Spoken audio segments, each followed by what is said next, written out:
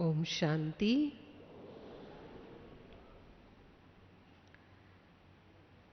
हम सभी बाबा के बच्चे, राजयोगी बच्चे हैं।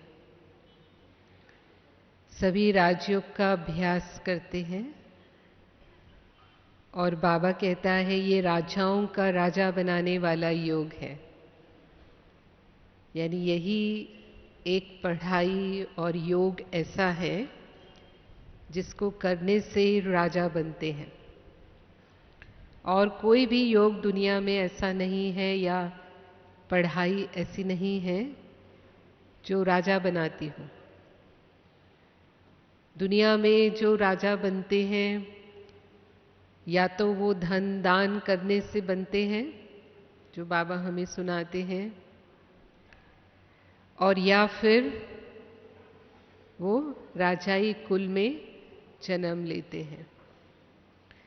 लेकिन वर्तमान समय संगम युग पर पहले हम स्वराज्य अधिकारी बनते हैं, यानी बाबा के राजा बच्चे हैं। अभी वो राजाई नहीं है जो तख्त वाली राजाई होती है, लेकिन बाबा के दिल तख्त वाली राजाई जरूर है हमारे पास। तो सभी राजा हैं वर्तमान समय। फिर चाहे नंबरवार पुरुषार्थ अनुसार है, स्वयं पर राज्य सभी का एक जैसा नहीं है, पर हैं हम सभी स्वयं के राजा। आत्मा राजा है और कर्मेंद्रियां कर्मचारी हैं। अभी हम गीत सुन रहे थे। तो सभी हम आत्मा राजा का हमारी कर्मेंद्रियों पर नंबरवार पुरुषार्थ अनुसार राज्य है। दुनिया में क्या होता है, दूसरों पर राज्य सहज करते हैं। दूसरों को क्या करना चाहिए या उनको कंट्रोल करना, उनको चलाना, वो आसान लगता है। स्वयं को क्या करना चाहिए, मेरी कर्मेंद्रियों से मुझे कैसे कर्म करने चाहिए, खुद पर राज्य करना नहीं आता है। तो बाबा ने संगम युग पर यही परिवर्तन कर दिया कि स्व परिवर्तन से विश्व परिवर्तन। पहले स्वयं पर राज्य और उसके बाद भविष्य में फिर विश्व पर राज्य मिलेगा। और दुनिया में भी माता पिता बच्चों को राजा बच्चा कहते हैं। ये तो मेरा राजा बेटा है। वो जरूरी नहीं है कि बड़ा होकर के राजा बनेगा। दुनिया में तो जो भी काम उसको मिलेगा वो काम वो करेगा, लेकिन एक नशा होता है माँ बाप को, वो अपने बच्चों को इतना ऊंचा सम्मान देते हैं कि ये तो मेरा राजा बेटा है। लेकिन बाबा कहते हैं कि मुझे नशा है कि मेरा तो हर एक बच्चा सचमुच राजा बच्चा है। तो सभी समझते हैं हम बाबा के राजा बच्चे हैं। तो स्वराज्य अर्थात जो भी कर्मेंद्रियां हैं, स्थूल या सूक्ष्म, वो बाबा की श्रीमत अनुसार चले। अब 3 मत है। एक तो बाबा की श्रीमत है, दूसरा है मनमत और तीसरा है परमत। तो या तो मेरी मनमत के अनुसार चल सकती हैं, जो मनमत पुराने संस्कारों से बनी हुई है, मेरा मन जैसा चलाता है, यानी मन के वशीभूत। तो उसको हम राजा नहीं कहेंगे, उसको हम वशीभूत कहेंगे कि मन जैसा चलाता है वैसे मेरी कर्मेंद्रियां चलती हैं। मेरा मन हुआ तो मैंने ऐसा बोल दिया, मेरा मन हुआ तो मैंने ये सब सुन लिया, मेरा मन हुआ तो ये सब मैंने देख लिया, जैसे मन ने कहा वैसे मैंने कर लिया। तो मन मत से चलना। एक है परमत से चलना। अपना निर्णय तो नहीं ले सकते, लेकिन जिस दूसरे की बात मानते हैं, वो जो कहता है वो ही कर लेते हैं। अब वो गलत कहे या सही कहे वो मुझे पता नहीं, लेकिन उसने ऐसा कहा इसलिए मैंने ऐसा कर लिया, या ऐसा मैंने कह दिया, लेकिन श्रीमत माना मेरा मन क्या कहता है वो नहीं, दूसरे क्या कहते हैं वो भी नहीं, लेकिन बाबा क्या कहता है, बाबा की श्रीमत क्या है वही मुझे पालन करनी है। इस समय सर्वश्रेष्ठ मत कौन सी मत है? श्रीमत है। और श्रीमत अनुसार जो स्थूल कर्मेंद्रियां हैं, जिन्हें हम आंख, कान, मुख, हाथ, पांव कहेंगे, और सूक्ष्म कर्मेंद्रियां मन, बुद्धि, संस्कार, वो सब हमारे कंट्रोल में हो। तो जब हम आंखों की बात करते हैं तो बाबा हमें कहते हैं हमारी आंखें सिविल आई होनी चाहिए। वर्तमान समय जो हमारी दृष्टि वृत्ति होनी चाहिए वो सिविल होनी चाहिए। सिविल आई का मतलब है आत्मिक दृष्टि वृत्ति, जिसको भी हम देखें आत्मा रूप में देखें, क्योंकि हमें पता है कि हम सभी आत्मा हैं।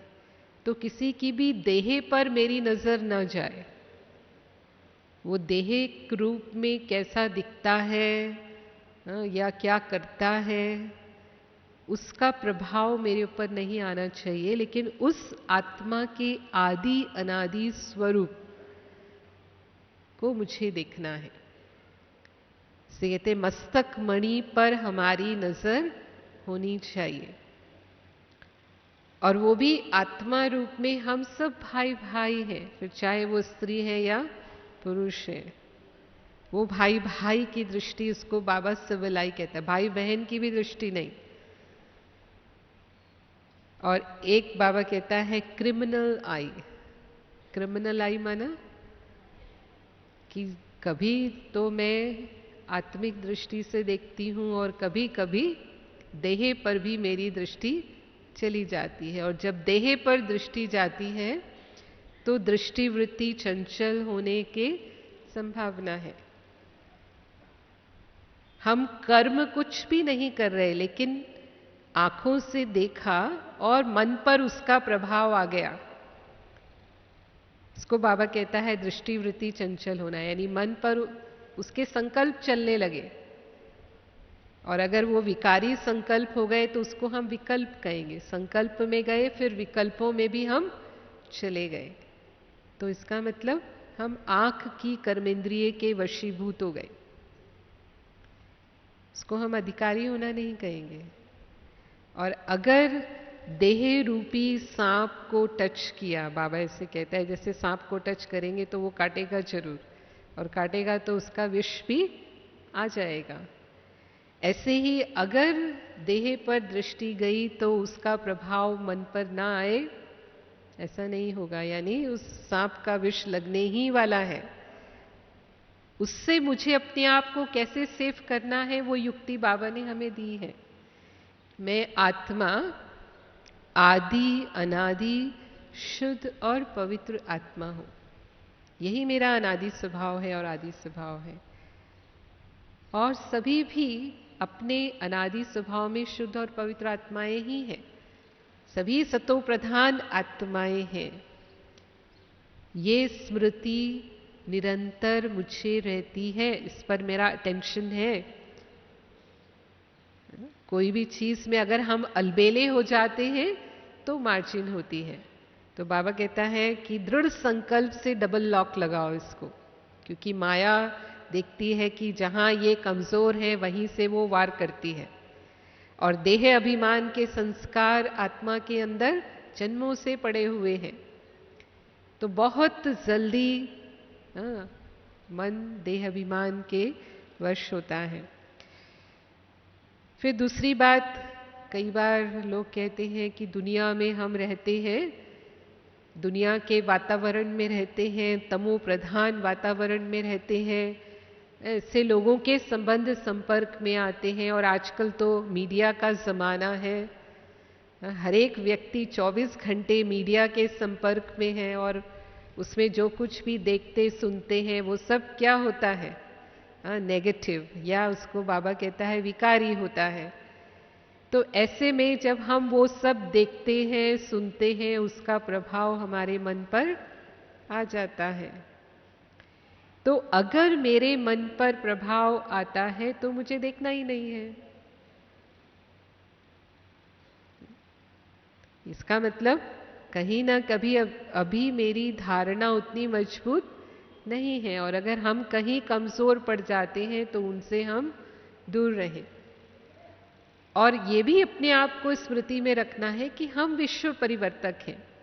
ये सब तो होगा ही, बाबा ने हमें बताया है कि आने वाला समय इतना पतित तमो प्रधान समय है, तभी तो भगवान को पतित से पावन बनाने के लिए आना पड़ा है। तो बाबा के कार्य में हम सहयोगी हैं। अगर हम प्रभाव में आ जाते हैं तो हम परिवर्तन कैसे करेंगे? हमारे अंदर वो परिवर्तन की शक्ति होनी चाहिए कि उस तमो प्रधान वाइब्रेशंस को भी हम पवित्र वाइब्रेशंस बना दें। जितनी हमारी दृष्टि वृत्ति आत्मिक रहेगी, जहां भी हम हैं, गृहस्थी में हैं, अपने कार्य क्षेत्र पर कार्य कर रहे हैं, लेकिन मेरी स्मृति जितनी पवित्र है उतनी ही मेरी स्थिति भी श्रेष्ठ होगी और उसका प्रभाव वातावरण पर पड़ेगा, ना कि उनका प्रभाव मेरे ऊपर पड़ेगा। तो क्या होना चाहिए? यदि हम ये एक्सक्यूज देते हैं, बहाना देते हैं कि हम क्या करें, हम ऐसे नहीं हैं, लेकिन क्योंकि ऐसा ऐसा हो रहा है आज के समय में, उसका असर हमारे ऊपर आ जाता है, तो इसका मतलब अभी भी हम अधिकारी नहीं बने हैं। अभी भी हम कहीं ना कहीं परवश हो जाते हैं, शीभूत हो जाते हैं। तो दृष्टि वृत्ति की शुद्धि, उसका दूसरा पहलू है कि मेरी नजर किसी के भी अवगुण और कमजोरी पर नहीं जानी चाहिए। किसी व्यक्ति को भी जब हम देखते हैं ना, आंखें जो भी देखती हैं उस पर सोचती हैं।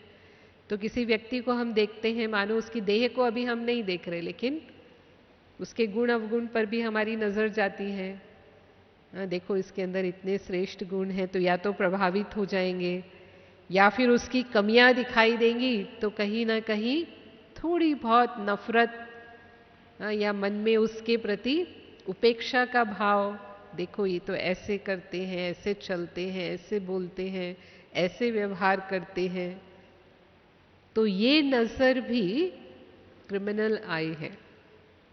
बाबा कहता है सबल आई माना गुण ग्राहक दृष्टि, सदा आत्मा के गुणों पर मेरी नजर जाए। हर एक आत्मा में कोई ना कोई, और ब्राह्मण आत्मा में तो विशेष कोई ना कोई गुण है ही, तभी बाबा ने चुना है। 35 अवगुण है, लेकिन फिर भी एक गुण ऐसा जरूर है जिस पर भगवान की नजर पड़ी है। तो मेरी नजर भी किस पर पड़नी चाहिए? लेकिन हम स्वभाववश क्या देखते हैं, 35 गुण होंगे वो छोड़ देंगे, एक अवगुण है, क्या होगा? नजर किस पर जाती है? उस एक अवगुण पर चली जाएगी, और उसी के अनुसार ही हमारा व्यवहार और दृष्टिवृत्ति उस आत्मा के प्रति होने लगती है। तो इसका मतलब वो अशुद्धि हमने ग्रहण कर ली ना, मैंने देखा और उसे अपने चित्त पर ले लिया, तो उसको हम सिविल आई नहीं कहेंगे।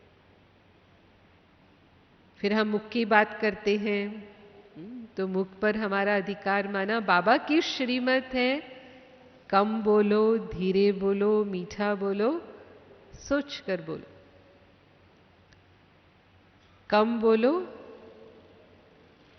कई भाई बहने कम बोलने में भी थोड़ा सा मुश्किल अनुभव करते हैं। बाबा की श्रीमत है अंतर्मुखी सदा सुखी। जितना हम अंतर्मुखी रहेंगे उतना बाबा की याद सहज बनी रहेगी। जितना बाह्यमुखता में जाएंगे, जितना वाचालता यानी बहुत बोलने में बुद्धि लगी रहेगी, उतना हमारी शक्ति खर्च होगी, उतना हम बाबा से भी योग का शक्तिशाली अनुभव नहीं कर पाएंगे। तो कम बोलना माना कईयों को लगता है कि जैसे कि सजा हो गई है। बोले बिना रह नहीं सकते हैं। तो ये अपनी चेकिंग हमें करनी है कि क्या सचमुच हम मौन भट्टी अगर हमें रखाई जाए कि पूरा दिन, यहाँ आप आते हैं ना भट्टी में, जब आते हैं तब आपको विशेष अनाउंस किया जाता है कि 3 दिन आपको पूरा मौन में रहना है। जब तक आवश्यक नहीं हो बिल्कुल एक शब्द भी बात नहीं करनी, और खासकर सांसारिक बातें तो बिल्कुल भी नहीं करनी है। हाँ, लेकिन कितना मौन रह पाते हैं? क्लास हॉल से बाहर निकले और भूल जाते हैं। तो शांत रहना या मौन रहना बहुत मुश्किल लगता है, लेकिन कम बोलने में या मौन की भाषा में सबसे बड़ा सुख है। और वो अनुभवी ही जाने, जैसे कहते हैं कि गुड़ खाने वाला ही जानता है कि गुड़ का स्वाद क्या है, ऐसे अंतर्मुखी ही जानता है कि उसका सच्चा सुख क्या अनुभव होता है। फिर धीरे बोलो। तो धीरे बोलना बाबा कहता है रॉयल्टी है। जो भी रॉयल आत्माएं होती हैं, जिन्हें भी पर्सनालिटी वाली आत्माएं दुनिया में माना जाता है, उनको बहुत जोर जोर से बोलने की जरूरत नहीं होती। वो बहुत धीरे से अपनी बात कहते हैं, और वो जो धीरे से भी बोलते हैं उस बात में भी सार होता है, समझ में आती है सबको। बहुत ज्यादा उनको कहने की आवश्यकता नहीं होती है। लेकिन कुछ लोग कहते हैं कि हमारा तो आवाज ही ऐसा है, बोलते ऐसे हैं जैसे गुस्सा कर रहे हो।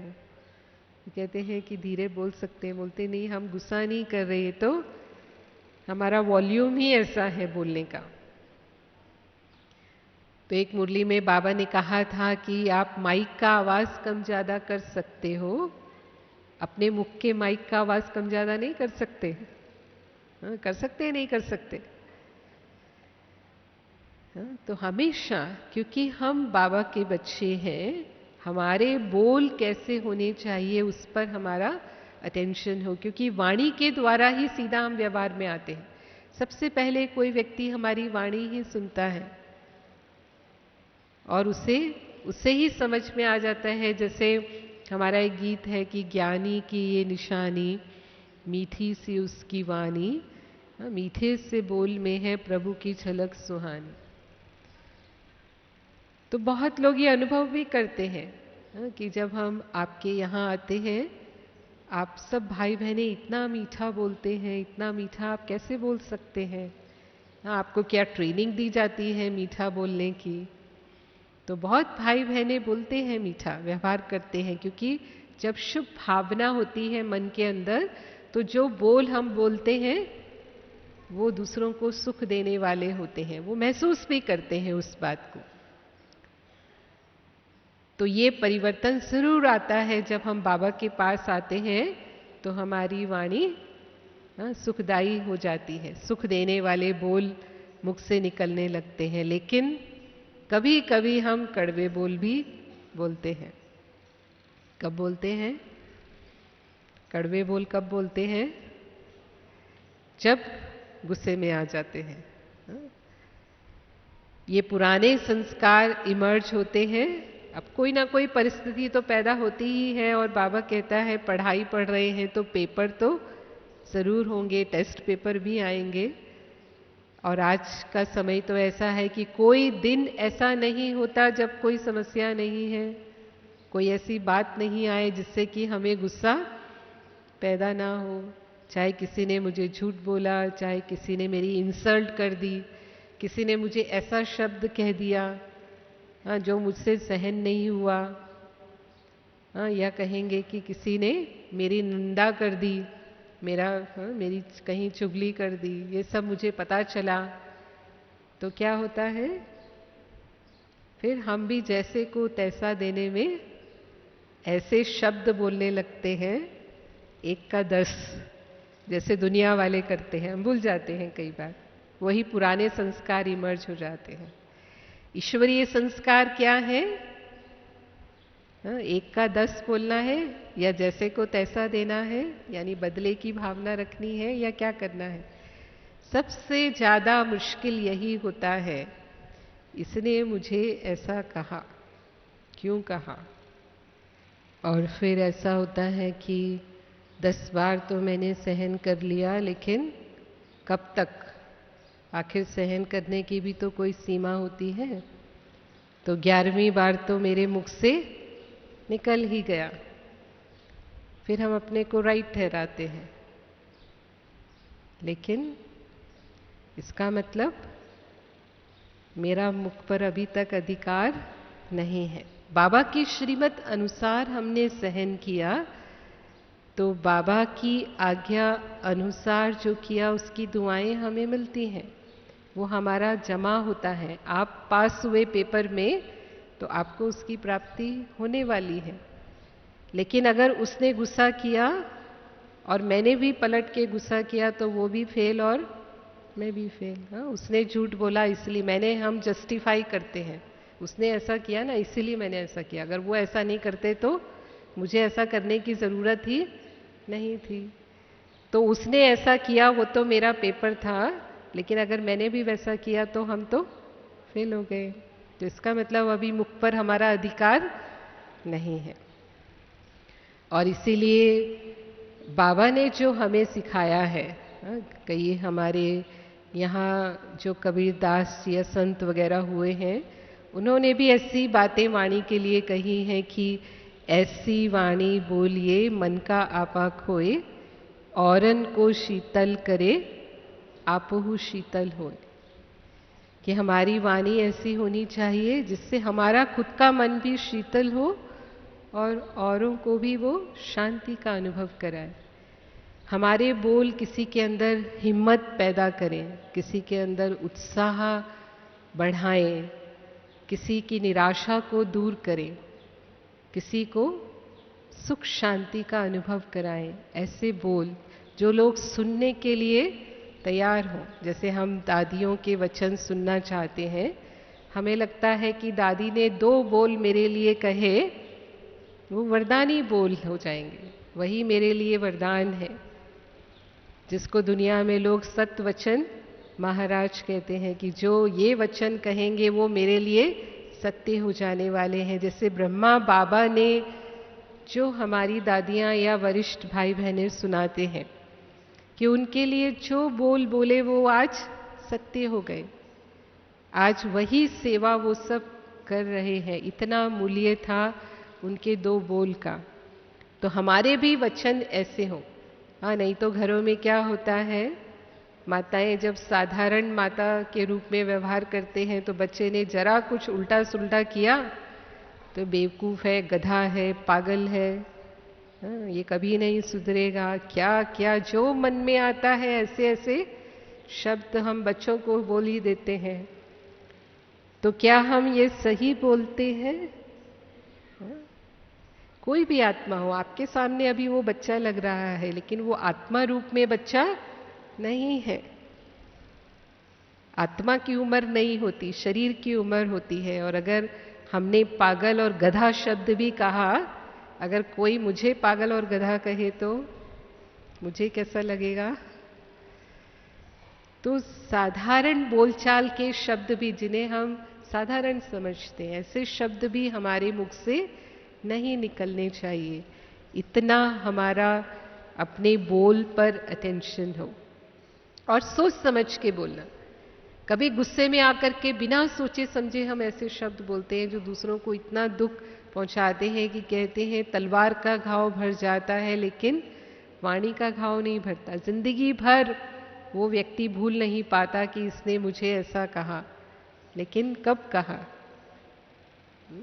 गुस्से में आकर के हमने ऐसे वचन बोल दिए। तो गुस्सा तो आना ही नहीं चाहिए। मैं आत्मा शांत स्वरूप हूँ, शांति दाता हूँ, शांति के सागर की संतान हूँ। अगर ये स्मृति मुझे है तब तो हम कितनी भी कोई परिस्थिति पैदा हो जाए हम गुस्सा नहीं करेंगे। लेकिन जब विस्मृति में आ जाते हैं तब माया चांस ले लेती है और हमसे वो सब कर्म करा लेती है कि हम परवश हो जाते हैं। तीसरा है कानों की बात। हमें बुरा नहीं सुनना है, ये बाबा की श्रीमत है। जैसे कहते हैं गांधी जी के 3 बंदर हैं, बुरा मत देखो, बुरा मत बोलो और बुरा मत सुनो। और बाबा कहता है चौथा एक और है, बुरा मत सोचो। तो बुरा मत सुनो माना किसी की कमजोरी की बातें, किसी के परचिंतन की बातें। परचिंतन होता क्या है? या तो संसार समाचार होता है, इसने ये किया, उसने वो किया, इसको ये करना चाहिए, नहीं करना चाहिए। तुमको पता है इसके घर में क्या हो रहा है, मानो। हाँ, सास बहू की बातें, आपस की बातें, परिवारों की, एक दो की, दरानी जेठानी की बातें, तेरी मेरी जिसको कहते हैं, ये सारा परचिंतन। तो अभी हमारा टाइम बहुत वैल्यूबल है। बाबा कहता है आपने 2 युग से बहुत कथाएं सुनी है, इन कथाओं में अब अपना समय बर्बाद नहीं करना है। जो टाइम मिलता है वो बाबा की याद में, और बाबा ने जो हमें ज्ञान रत्न दिए हैं उन ज्ञान रत्नों से खेलो। पत्थरों से नहीं खेलना है, लेकिन ज्ञान रत्नों से खेलना है। लेकिन फिर भी जैसे भोजन अगर रोज एक जैसा खाएंगे तो क्या होता है, उबने लगते हैं। तो फिर कुछ ना कुछ चटपटा मसालेदार भोजन बनाते हैं। तो ऐसे ही ये सारी बातें भी जो होती हैं, ये सारी बातें ज्ञान की बातों में जब मिक्स कर देते हैं, थोड़ा बहुत ज्ञान की बात करेंगे, थोड़ा बहुत सेवाधारियों का परचिंतन भी बीच में मिक्स कर देंगे, तो वो जब हम सुनते हैं, मानो अगर हमने सुना और उसका प्रभाव मेरे ऊपर पड़ा, उसके कारण मेरे व्यर्थ संकल्प चले, उसके कारण बाबा से मेरा योग टूटा, तब तो हमने कुछ नहीं सोचा। लेकिन जब हम योग में बैठे तब मुझे चिंतन चलने लगा, देखो उसने मुझे ये बात कही थी, अच्छा मैंने तो सोचा ही नहीं था, ये ऐसे भी है क्या, ऐसे भी करती है क्या, मानो। तो किसका विक्रम बना? सुनाने वाले का भी बना और सुनने वाले का भी बना। हम दोनों ही विक्रम के भागी हो गए, यानी अपनी कर्मेंद्रिय के वशीभूत हो गए। तो समाने की शक्ति हम प्रयोग करें। बाबा कहते हैं 2 कान किस लिए दिए हैं, एक कान से सुनो, दूसरे कान से निकाल दो। यानी जो बीच में दिमाग है उस पर असर नहीं आना चाहिए। अगर आपको सुनना ही पड़ता है कभी, मानो सुनाने वाला ऐसा व्यक्ति है कि आप उसको मना नहीं कर पाए, और आपको लगा चलो इसका दिल हल्का करने के लिए हम सुन लेते हैं, जो सुना रहे हैं इसका दिल हल्का हो जाए, लेकिन सिर्फ सुनने तक, उसका असर मेरे ऊपर नहीं आना चाहिए। अगर इतनी मेरी स्थिति मजबूत है और फिर उसके बाद में उसको कुछ अच्छी राय भी दे दूं, सुन लिया, उसका निष्कर्ष क्या है, उसके बाद अब क्या करना चाहिए, सही विधि क्या है, वो हम उसे बता सके तो सुने। और यदि नहीं तो फिर सुनो ही मत, सीधा ही मना कर दो कि हम इस बारे में ज्यादा कुछ कर नहीं सकते, इसलिए हमें सुनना ही नहीं है, आप सही स्थान पर सुनाइए। अगर हमें कोई बात सुनानी भी है, बाबा कहता है, तो सबसे पहले तो बाबा को सुनाए। और अगर लगता है योग नहीं लग रहा है, बाबा से इतना मन उलझन में है, इतना मन परेशान है कि बाबा से तो योग लग ही नहीं रहा है, तो फिर निमित्त आत्माओं को सुनाओ जो आपके निमित्त है। बातों को इधर उधर नहीं सुनाना है। जैसे एक मुरली में बाबा ने कहा था कि अगर आपको उल्टी आ रही है तो आप कहाँ जाकर करेंगे, कहाँ स्थान ढूंढते हैं ना, वॉश बेसिन कहाँ है, सही स्थान पर जाकर उल्टी करें, इधर उधर तो नहीं कर देंगे, गंदगी सब जगह तो नहीं फैलाएंगे ना। तो ऐसे ही ये भी बातों की उल्टी है, कहाँ करना है, सभी जगह नहीं करना है। सभी जगह गंदगी फैलाई माना मैंने वातावरण खराब किया, वातावरण को कमजोर करने के निमित्त हम बन गए, अपने संगठन की रूहानियत को कम करने के निमित्त हम बन गए, तो डबल पाप के भागी बन जाते हैं। हालांकि छोटी छोटी बातें हैं, रोज की जिंदगी की बातें हैं हमारे सामने, और बहुत साधारण, बस यूं ही बैठे थे, यूं ही बातें कर रहे थे, सिर्फ बातें ही बातों की बात होती है, लेकिन छोटे छोटे विकर्म जो जमा होते हैं वो हमारे मन को कमजोर बनाते हैं। और बाबा से हमारा योग टूट जाता है, वो भी विकर्मों का खाता बनता है। एक बार एक छोटी कहानी है कि एक बार एक राजा, उसके कान के पीछे एक गांठ थी और इसीलिए वो अपने बालों का स्टाइल इस तरह से बनाता था कि वो गांठ न दिखाई दे। तो उसका वो नाई फिक्स था और उसने उस नाई को पूरा सख्ती से बोलकर रखा था कि यदि तूने गलती से भी बाहर कहीं बता दिया तो तुझे जान से मरवा दिया जाएगा। तो वो कभी भी नहीं कहता था, वो राज सिर्फ उस तक था। लेकिन कुछ कारण से उसे छुट्टी पर जाना पड़ा। तो वो जब बाहर चला गया और राजा को बाल कटवाने थे तो उसे नए नाई को बुलाना पड़ा। लेकिन उसको मन में यही आशंका थी कि ये नया नाई है तो ये देखेगा कि मेरे कान के पीछे ऐसा है और ये किसी को बोल सकता है, तो मुझे इसको भी वही बात कहनी पड़ेगी। तो उसने उसको पहले बुलाया अपने पास और कहा कि देखो, तुम आए हो मेरे बाल बनाने के लिए, लेकिन जो भी तुम देखोगे तुमको कहीं बाहर किसी से ये बात नहीं करनी है, और अगर गलती से भी कर दी तो तुम्हारा जीवन समाप्त। तो उसने कहा कि महाराज मैं ऐसा क्यों करूँगा। अब एक्चुअली उसका स्वभाव ऐसा था, जो पहले वाला था वो तो फिर भी गंभीर था, लेकिन जो ये नया नाई आया था उसका स्वभाव ऐसा था कि उसको यदि कोई बात राज की पता है और वो जब तक किसी को न सुना ले उसको चैन नहीं पड़ता था। तो उसने मन में सोचा तो सही कि मेरे लिए तो बड़ा मुश्किल है, लेकिन अब राजा के महल में आ ही गया हूँ तो फिर मुझे ये ध्यान रखना पड़ेगा। और उसने जब राजा के बाल बनाए तो उसे सारा राज समझ में आ गया कि राजा क्या कहना चाहता था मुझे। बाल तो बना दिए उसने, और जब वो महल से बाहर आया तो वो बार बार अपने को याद दिला रहा था कि मुझे किसी को नहीं कहना है, अगर मैंने कह दिया तो क्या होने वाला है। पर भी उसको बात मन में रखी नहीं जा रही थी, क्या करूं, किसको सुनाऊं, कहाँ सुनाऊं। अगर ये मेरे मन में रही बात तो मेरे मन में हलचल मची रहेगी, मुझे शांति नहीं मिलेगी। तो उसने सोचा किसी मनुष्य को तो नहीं सुना सकता, अगर मनुष्य को सुना दिया तो फंसने के पूरे चांस हैं। मैं ऐसा करता हूँ, जंगल में चला जाता हूँ और जंगल में बड़ी आवाज में बोल दूंगा, मन से तो निकल जाएगी, कम से कम कोई सुनेगा नहीं। तो उसने ऐसा ही किया कि वो वहां महल से निकल करके सीधा जंगल में चला गया, घर नहीं गया। और जब उसे लगा आसपास कोई भी नहीं है, पूरा वीरान जंगल है, तब उसने बड़ी जोर से इत्मीनान से अपने दिल में जो था वो बता दिया कि राजा के कान के पीछे। हाँ, फिर कहानी और लंबी है कि वो जो पेड़ थे वो कोई साधारण पेड़ नहीं थे, उनकी जो लकड़ी थी वो साज बनाने में काम आती थी, और कैसे फिर वो साज बने और फिर उनसे वही आवाज निकली। लेकिन कहने का भाव क्या है कि यदि समाने की शक्ति हमारे अंदर नहीं है तो जब तक वो बात कह नहीं देंगे तब तक खाना पचेगा नहीं। तो हमें अपने जीवन में ये बिल्कुल अटेंशन देना है।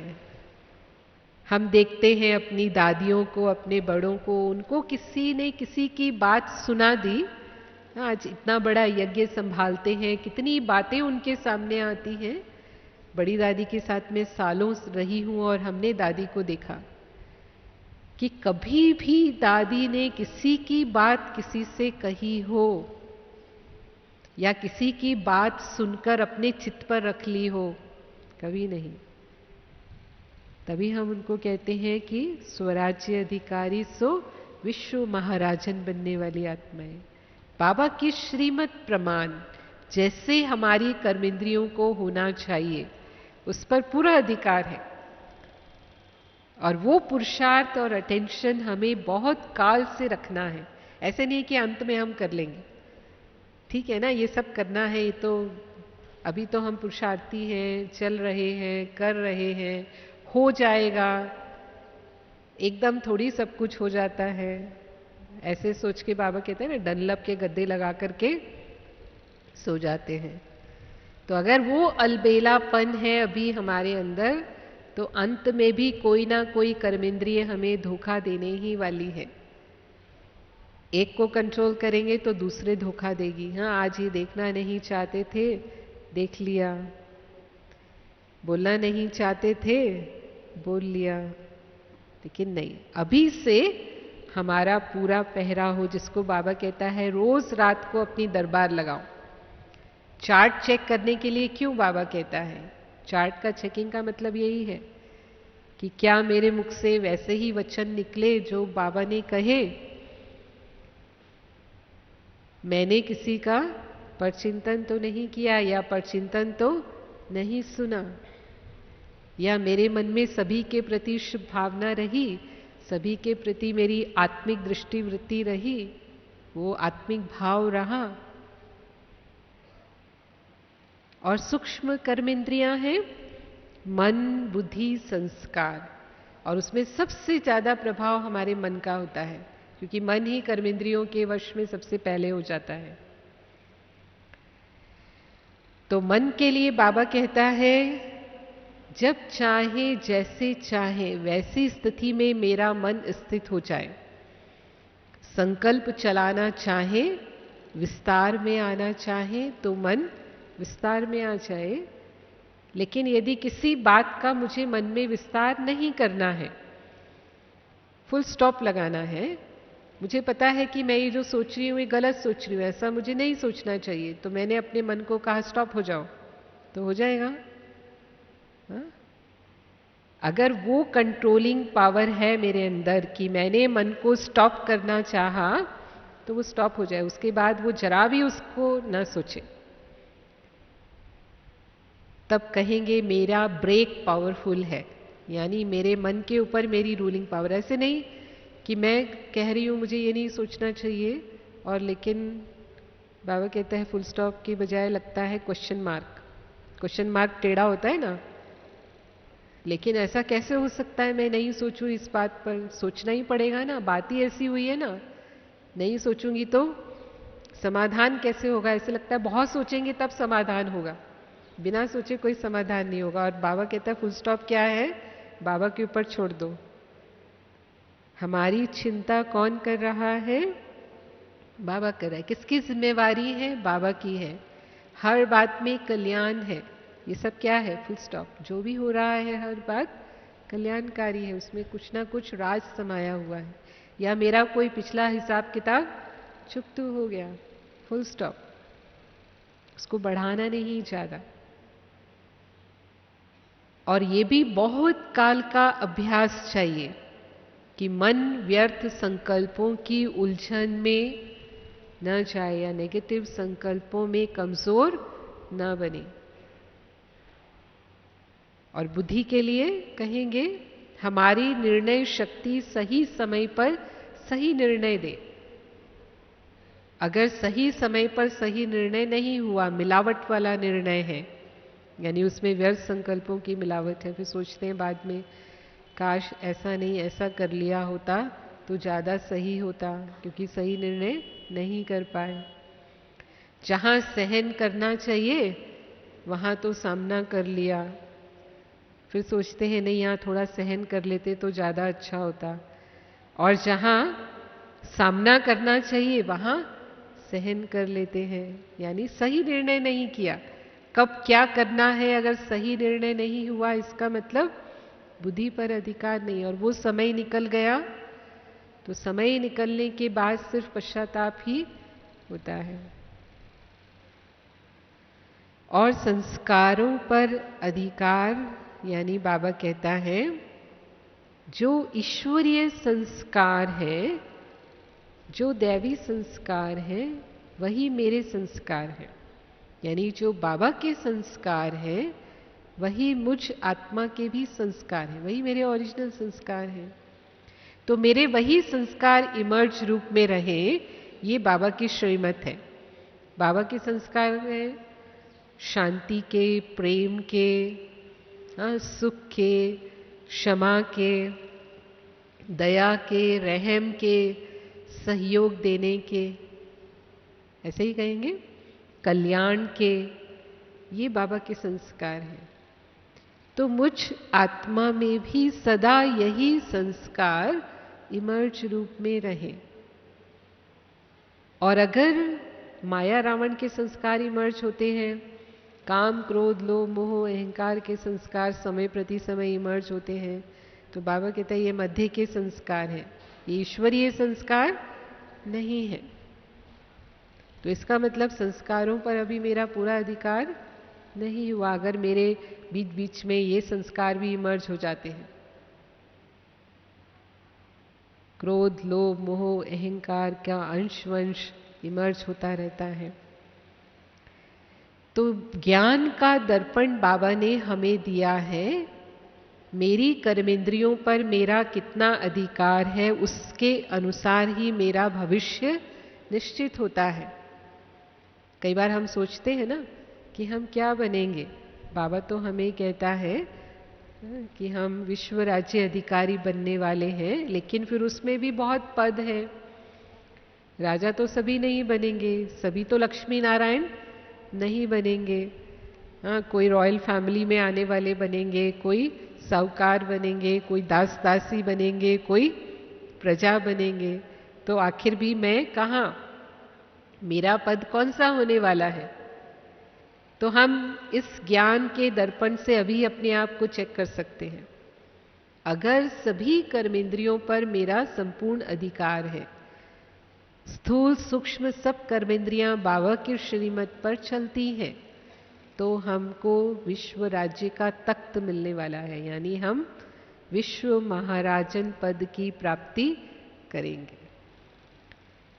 लेकिन कोई ना कोई कर्मेंद्रिय धोखा देती है, कभी आंख धोखा देती है, कभी मुख धोखा दे देता है, कभी मन धोखा दे देता है, कभी संस्कार धोखा दे देते हैं। तो फिर प्रजा बनने वाले हैं, राजा नहीं बनेंगे लेकिन प्रजा में आने वाले हैं।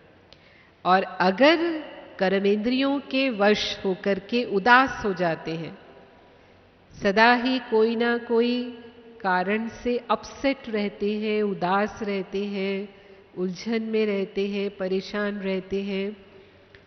बाबा तो कहता है खुशियों और मौजों की जीवन है, लेकिन खुशी और मौज की बजाय कहीं ना कहीं समस्याओं से घिरे हुए परेशान उदास रहते हैं, तो बाबा कहता है वो दास दासी बनने के संस्कार है। चेक कर सकते हैं अपने आप को कि वर्तमान समय तक मेरे संस्कार किस प्रकार के हैं, यानी मेरी कर्मेंद्रियों पर मेरा कितना अधिकार है। उस अनुसार अगर अभी हमारा शरीर छूटता है तो हमारा क्या पद होने वाला है। हम परिवर्तन कर सकते हैं, अभी भी मार्जिन है पुरुषार्थ की। चाहे तो हम अभी जो वर्तमान में है उससे हम तीव्र पुरुषार्थ करके हम राज्य अधिकारी में आ सकते हैं।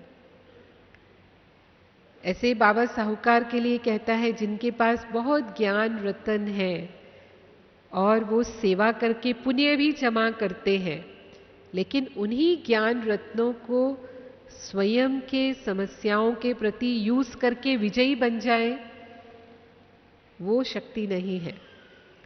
जिसको कहते हैं दूसरों को उपदेश दे सकते हैं लेकिन खुद उसे नहीं कर सकते। बाबा उसे दूसरी भाषा में पंडित भी कहता है। कहा कि राम नाम से नदी पार हो जाएगी, तो भगत लोग पार कर भी लेते थे, लेकिन जब खुद के पार करने का वक्त आया तो खुद राम नाम से नदी पार नहीं कर पाए। तो जो इस तरह के बाबा के बच्चे हैं, ज्ञान सब है उनके पास, ज्ञान रत्नों की कमी नहीं है, ज्ञान दान भी बहुत करते हैं, लेकिन अपने जीवन में विजयी नहीं है, कर्मेंद्रियों पर विजय नहीं बन पाते, तो फिर वो साहूकार प्रजा बनने वाले हैं जो राज्य अधिकारी आत्माओं के बहुत समीप रहेंगे, लेकिन स्वयं राजा नहीं बनेंगे। और रॉयल फैमिली में आने वाली आत्माएं वो आत्माएं हैं जो सभी कर्मेंद्रियों पर विजयी होंगे, लेकिन एक कर्मेंद्रिय कोई कमजोर होगी, अंत तक वो कमजोरी उनमें रह जाती है, तो तख्त पर नहीं बैठ पाते, रॉयल फैमिली में आने के अधिकारी होते हैं। तो अपने आप को चेक करें, और बाबा कहते हैं चेक करने के साथ साथ क्या करना है, चेंज भी करना है, क्योंकि हम सभी बाबा के पास क्या बनने आए हैं। कल की मुरली में भी था ना, संडे की मुरली में बाबा ने कहा सभी किसमें हाथ उठाते हैं, हमें लक्ष्मी नारायण बनना है। किसी को कहेंगे राम बनना है तो भी हाथ नहीं उठाएंगे। तो जैसा लक्ष्य है वैसे लक्षण भी हमारे अंदर हो, वो लक्षण भी हमें अपने अंदर लाने हैं। ठीक है, तो हम सभी बाबा के जो बाबा की हमसे शुभ आशाएं हैं कि हम बाबा के राजा बच्चे बने, राज्य अधिकारी बने, तो आप सभी बाबा की उन आशाओं को पूरा करें। इन्हीं शुभकामनाओं के साथ ओम शांति।